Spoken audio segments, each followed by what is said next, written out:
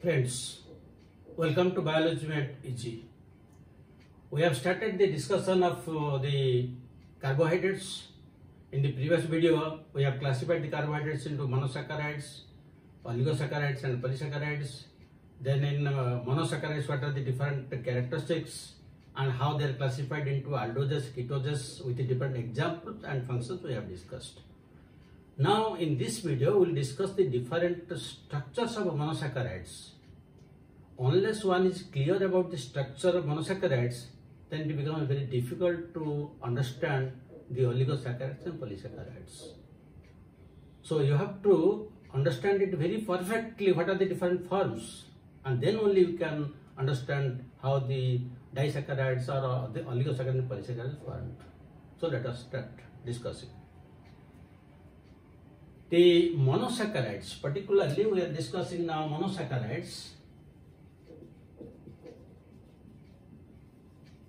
And in the previous video we have discussed that the monosaccharides, they may be triose, tetrose, pentose, hexose, all these things. Now, when a polarized light is given to a freshly prepared sugar solution, it will turn that light either to the right or to the left. If it is turned to the right, it is known as dextrorotatory or D sugars. And if this is turned to left, it is known as levorotatory or L sugars, and this is known as mutarotation. So the number one is mutarotation,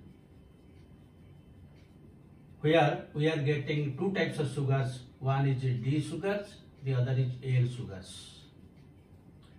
If it will turn to right, that is known as dextrorotatory, and if left, it is known as levorotatory, D and L sugar. But here, very important question is asked.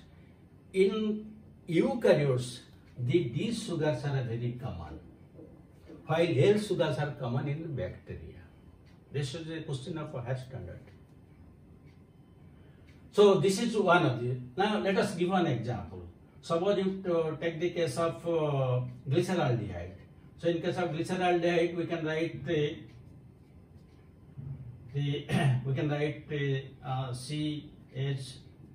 CHO, or directly we can write here CHO, and here we can write CHOH, and this side also we can write CH2OH. Now the same glyceraldehyde, again I am writing CHO, COH, H and CH2H. Now see, this is asymmetric carbon. In this asymmetric carbon, the hydroxyl group is present on the left side. This is L-glyceraldehyde. While this is present in the asymmetric carbon, is present on the right side. It is D-glyceraldehyde. So this is known as mutarotation. Next, these are the trioses. If we come to the pentoses, the pentoses, a very common structure is ribose and deoxyribose. Now if we take one example of ribose sugar, carbon number 1, 2, 3, 4, 5. Here it is H, OH, H, OH, H, OH. Then here it will be H, here it will be CH2OH. Now this is the ribose sugar. So the ribose sugar is a pentose sugar, and it has a pentagonal structure. In this pentagonal structure there are 4 carbons and 1 oxygen, and the 5th carbon is outside. What is deoxyribose? Deoxyribose only a single difference. And what is that single difference? If this O will be absent, then on either side H and H will be there. This will be deoxyribose. This makes a major difference in the structure of RNA and DNA. If the ribose sugar is present, it is RNA. If this oxygen is absent, it is deoxyribose sugar. Because the ribose sugar will find that this OH and this OH will be utilized. This OH will be utilized, but this OH still remains unutilized. That is why RNA is catalytic. But in case of DNA, deoxyribose sugar is there. So in this side nitrogen base will be attached, in this side phosphoric acid will be attached, in this side another nucleotide will be attached. So there is no OH group. That is why DNA is not catalytic. It is not. It has no enzymatic function. So in both cases, ribo and deoxyribose, this pentagonal structures are having 4 carbons and 1 oxygen. Now you come to hexosugars. The hexosugars, they may be present either in the form of a chain or in the form of rings. But chains are usually not reactive. Usually most of the reaction take place only when they are present in the form of rings. But for you, I am just drawing one chain.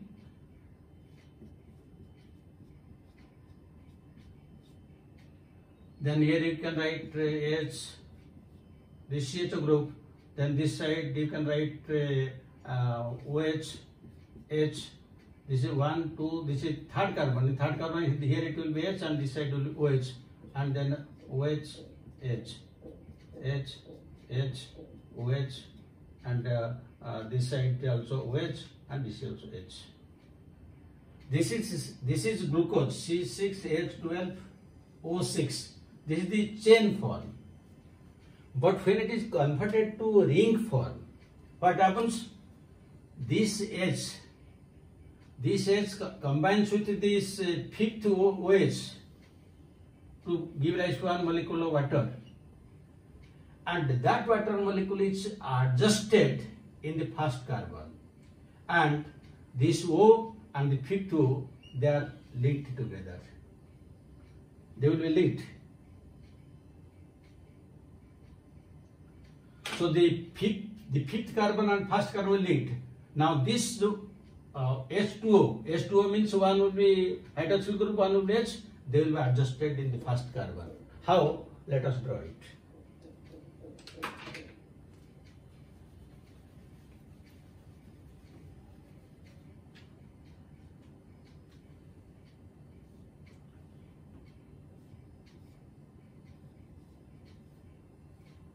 You see, this is a hexagonal structure. Carbon 1, carbon 2, carbon 3, carbon 4, there is a carbon 5, and this is 6. So here you can write HOH, HOH, and in the third one you can here on the upper side OH, H, and here OH, H, here H, and this is CH2OH. This is the structure of glucose. Now you see here the first carbon. In the first carbon, H and OH, which are coming from water, they are adjusted, and this first carbon is connected to the fifth one by means of this oxygen. This formula also same C6H12O6. So this is the chain form, this is ring form, but the ring forms are very common. So here again you see, now since this is not, this will not solve our purpose because it doesn't undergo any reaction, so I am erasing it. So this is the glucose. Now the fructose has also the same formula C6H12O6, but how that is written you see.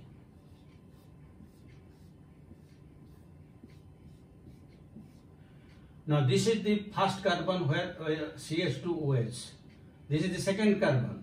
In this side OH. This is third carbon. In third carbon here OH. This is the fourth one HOH. And this is the fifth one. Here you will write OH and here you will write CH2OH. Now this is only H. So you see this is glucose and this is fructose. This is glucose and this is fructose. Both have the formula C6H12O6. But you see the difference in the structure. This is a hexagonal form having 5 carbons and 1 oxygen in the ring. The other carbon is outside. And here the same formula, but 4 carbons and 1 oxygen in the ring and the rest carbons are outside. This is known as pyranose form and this is known as furanose form. That means the polymer of this form will give rise to pyrans and the polymer of that will give rise to furans. It will give rise to pyrans, and this will give rise to furans because that is the polymer of furanose. This is so the first point is mutual rotation. The second point is pyran form and furan form. Now you come to the third characteristic. The third characteristic I am writing here because the diagrams are also required.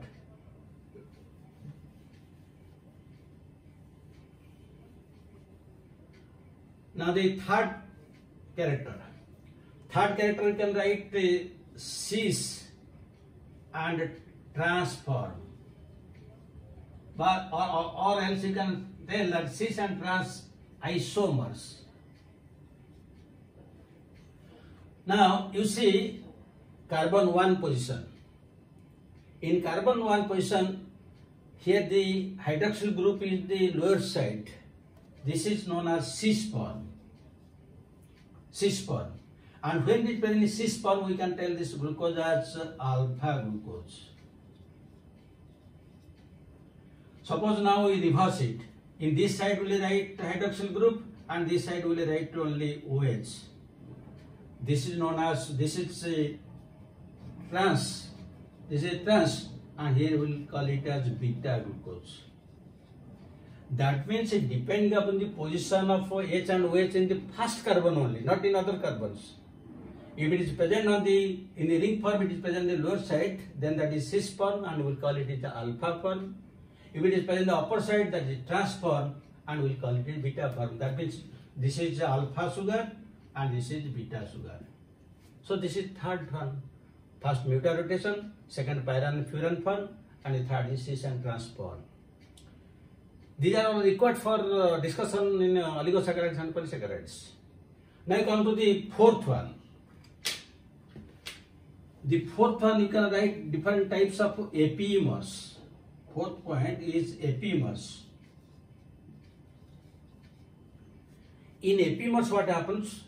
I will discuss taking this glucose. This is not required now. Now see, again I am writing here.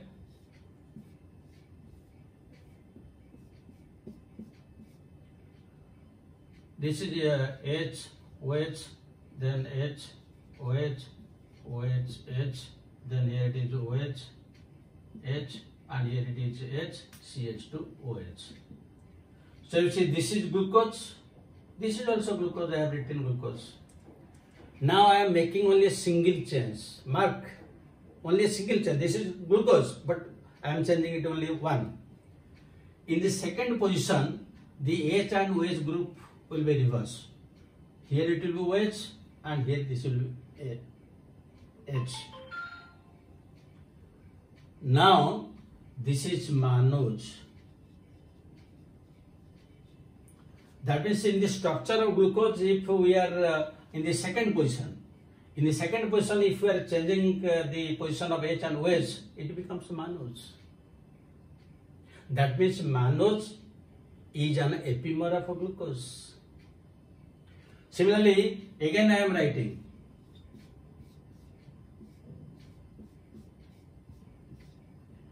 Here it is H, OH, H, OH, then OH, H, then here again I am writing OH, H, H, CH2OH. This is again glucose. I am again changing the position of OH and H of this glucose in another position. That is the fourth position. This is the fourth position. In the fourth position, on the upper side I am writing OH, and in the lower side I am writing only H. This is galactose. That means glucose, mannose and galactose all have the formula C6H12O6. All the three. But they are epimers of each other. This is known as epimerization. This is epimerization. And the previous one is cis trans isomers. Similarly, optical isomers are there. and similarly dextro and levo are there. That means these are the different forms of sugar. Now it is clear to you what is D sugar, what is L sugar, what is alpha form, what is beta form, that means cis and trans form. Then what are the pyran form and furan form, and what are the different epimers, and galactose, glucose, mannose, they are all epimers. They are interconvertible depending upon the conditions. With this idea in the structure of the monosaccharides, now if we progress for oligosaccharides and other higher saccharides like polysaccharides, you can understand perfectly how the bonds are formed between them. But that we will discuss. The oligosaccharides and polysaccharides will discuss in the next video. Thank you very much for watching it. Have a good day.